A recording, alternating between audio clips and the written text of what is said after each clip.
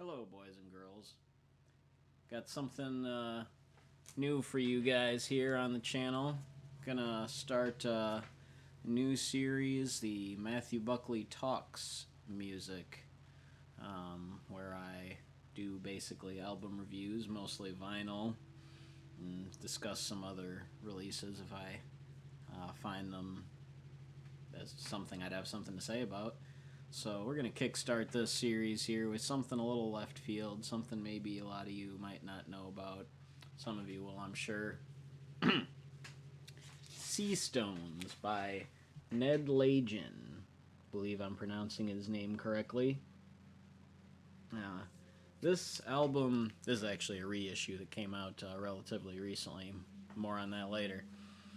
This album was initially issued on Round Records in 1975. Round Records being the record label founded by Jerry Garcia and I'm forgetting his name, but the Grateful Dead's then manager. They founded Round Records as a platform for solo projects by members of the Grateful Dead. So, hence, since Ned is not as much of a household name as his Grateful Dead connection might suggest, I'll do kind of a Spark Notes bio here.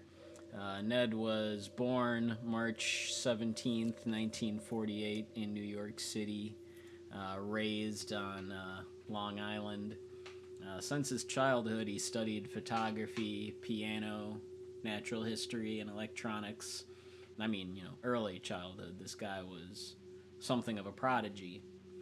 And he graduated from the Massachusetts Institute of Technology in 1971 with a degree in molecular biology and humanities. So he wasn't just a smart kid; he was a smart young man.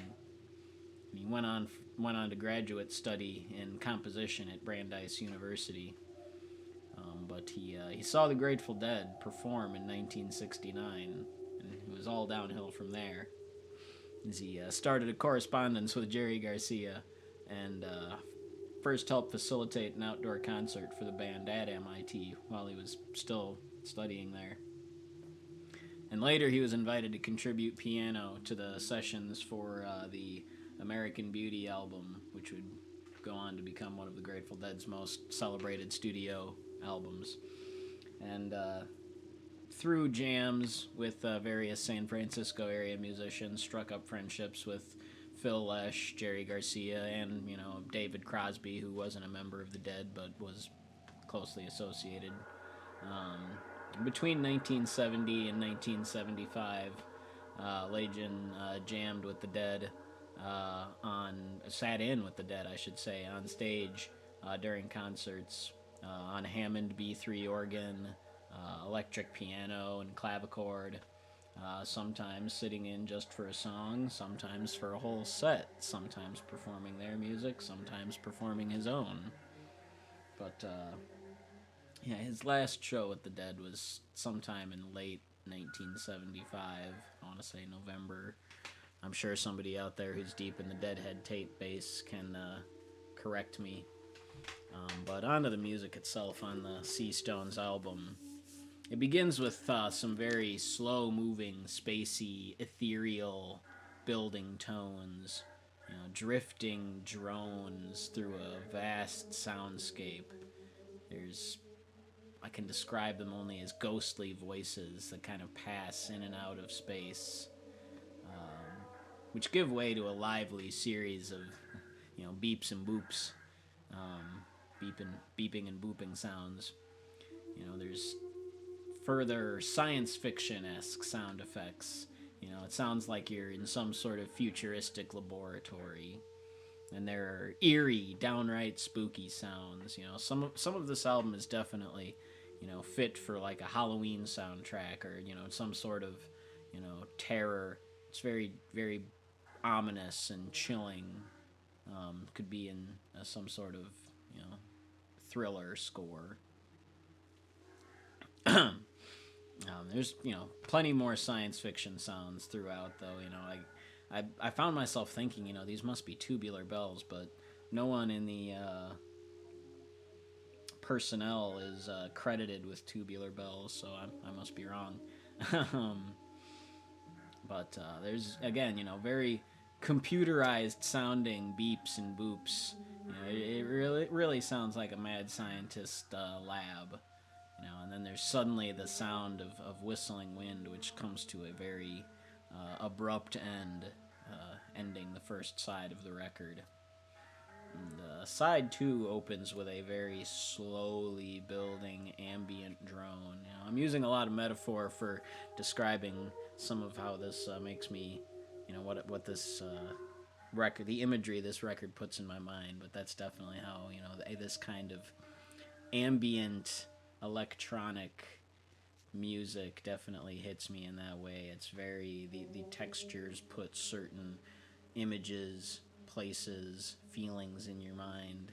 So this first tone that opens up side 2, really, it makes me imagine like a shimmering light through a hazy distance, a hazy rippling distance. And there's a deep, low humming vibration, and you hear what sounds almost like a sputtering propeller of sorts. There's a disembodied, ghostly voice that rises to the fore. I'm assuming this is the voice of Jerry Garcia. Perhaps Crosby's voice is mixed in there as well, but it definitely sounds like Jerry in his voice. There are these long, drifting, hovering tones, both in tandem with the ghostly vocals and after the voices end. These hanging, hovering tones, to me, give the impression of searchlights drifting through the darkness. And there's this deep, vibrating hum that goes on, and the sound gives me, further imagery of like a large starship cruiser, like some Star Wars stuff, lumbering through deep space. There's definitely a lot of this sound gives me that sort of imagery, like deep space. There's a different tone that comes in, almost uplifting, or dare I say hopeful, which emerges from this formlessness, droning onwards and upwards to the end of side 2. Kind of a ramshackle stage by stage analysis of the progression of the music for me. But like I said, this was first issued in 1975 on Round Records as a quadraphonic LP, so 4-channel, not just stereo or mono. But it was first reissued 15 years later on CD and cassette on Rykodisc in 1990. And then 28 years later, an expanded 2-CD reissue was self-released by Ned Lagin in 2018 in remixed and remastered presentation, including unreleased music from compositions that are shared with Seastones. I've not heard this expanded 2-CD edition. Apparently some of that material is on this vinyl reissue that I have here, which was part of the mess that was Record Store Day 2020. Drop number 1. This was a limited edition translucent blue vinyl reissue. And it sounds great.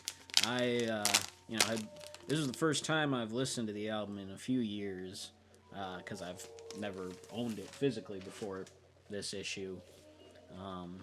So hearing it on this press was a real treat.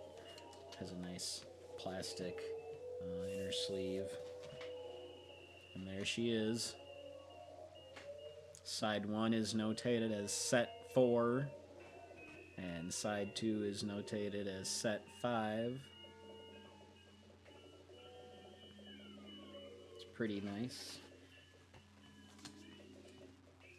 And it's not super lightweight or anything either. It definitely, feels like there's some weight to it, which is good.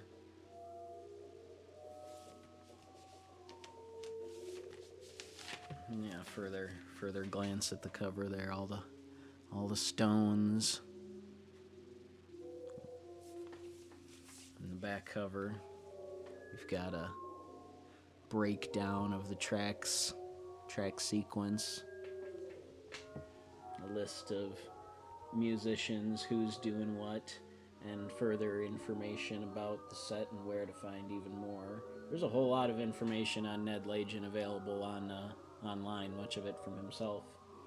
And there's a very cool graphic of the layout of the instrumentation. It's quite a nice set.